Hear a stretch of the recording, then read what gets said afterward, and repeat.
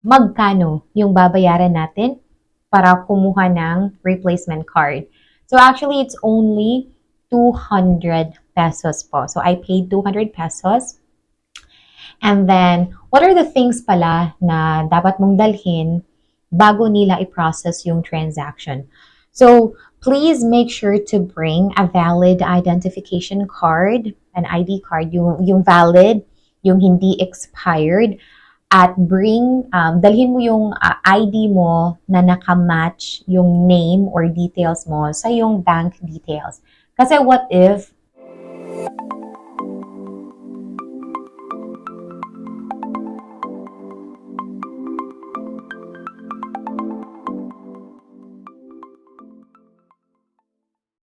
nawala yung BPI na ATM card mo at gusto mong kumuha ng replacement card?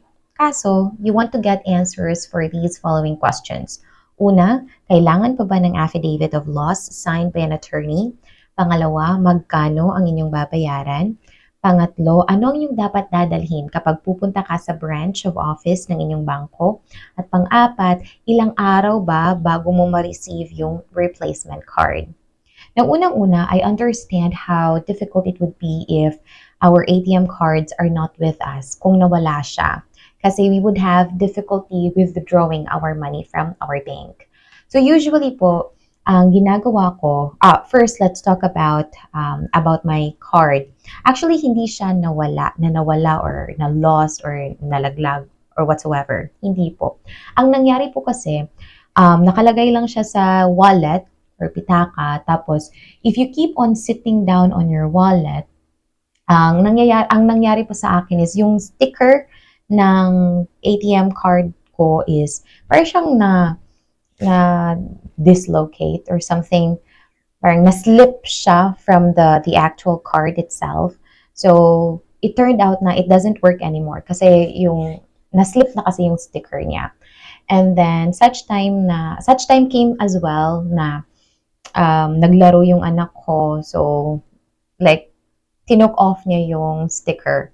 So, and then it was gone. It was just lost. He probably had thrown away. But anyway, yun. And I do not have time to go to the bank to have a replacement card kasi hindi naman madali kumuha ng replacement card or magkaroon tayo ng transaction sa bank. Usually, it's gonna take like a couple of minutes and then we would have to wait for other clients to be done with their transactions. So, wala akong time. Kaya, yung usual na ginagawa ko is I just transferred my funds from my bank account to my GCash. And then I use it to pay my bills. Well, so far, okay naman siya. It works very well kasi I am still able to use the funds to pay the bills using my GCash. Although there is like a charge of 5 pesos from transferring the funds from a bank to the GCash, but at least it's just a minimal amount. But then again, there are really times wherein we will need an actual cash. Kailangan talaga natin ng cash kasi may mga merchants or may mga billers na hindi nag-a-accept ng GCash. Like, they need cash. And it's too hassle on my part kasi yung ginagawa ko is I transferred funds from my BPI account to my GCash and then from my GCash to my other bank. And transferring the funds from GCash to other bank or GCash to bank account is gonna cost like 15 pesos. So I would have more charge na. But anyway, okay lang naman kasi convenience-wise, napakadali lang i-transfer yung funds. But it would be better if I was able to like go ahead and withdraw the money using my BPI ATM card with no hassle and no fees in withdrawing the money from the BPI ATM. But anyway, so going back, speaking of the affidavit of loss, now actually, it has been a common practice for banks before that if your ATM card or debit card or credit card is gone or lost, you need to present an affidavit of loss signed by an attorney. And affidavit of loss actually here in my place, it's quite expensive. There are some lawyers that would require you to pay 300 pesos for the affidavit of loss, and some there are still 200 pesos. But anyway, I was not able to ask ahead if an affidavit of loss is still needed before I could order a replacement card. So yung ginawa ko, kumuha ako ng affidavit of loss para hindi na ako pabalik-balik. But then again, good news is, kung pupunta ka sa branch of office ng inyong bangko, they would no longer ask you for an affidavit of loss. So, hindi na po kailangan ng affidavit of loss para kukuha ng replacement card. So, I hope that is clear. So, yung pangalawa, magkano yung babayaran natin para kumuha ng replacement card? So, actually, it's only 200 pesos po. So, I paid 200 pesos. And then, what are the things pala na dapat mong dalhin bago nila i-process yung transaction?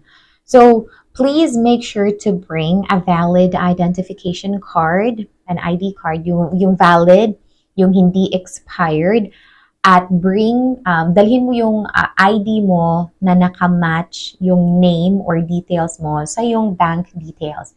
Kasi what if, so just like my case po, I am already married right now, and most of my documents are already under my married name. However, my BPI account information is still under my maiden name.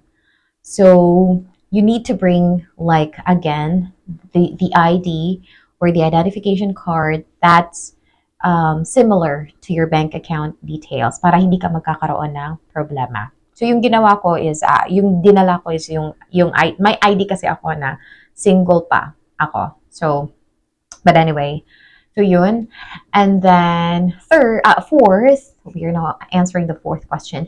So, ilang araw nga ba bago mo makukuha yung card? Makukuha mo ba siya agad? So, actually, back in 2020, when I opened my account, they have like a reserved card in the office. So all they just need to do is to like print it and give it right away. Like right after opening, they were able to provide me the card. But this time, kailangan po natin maghintay ng at least a week after bago natin makuha yung card. So I hope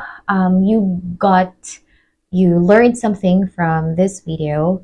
And if ever you have any questions, just feel free to drop it in the comment section below. Thank you so much for watching. Have a great day, everybody.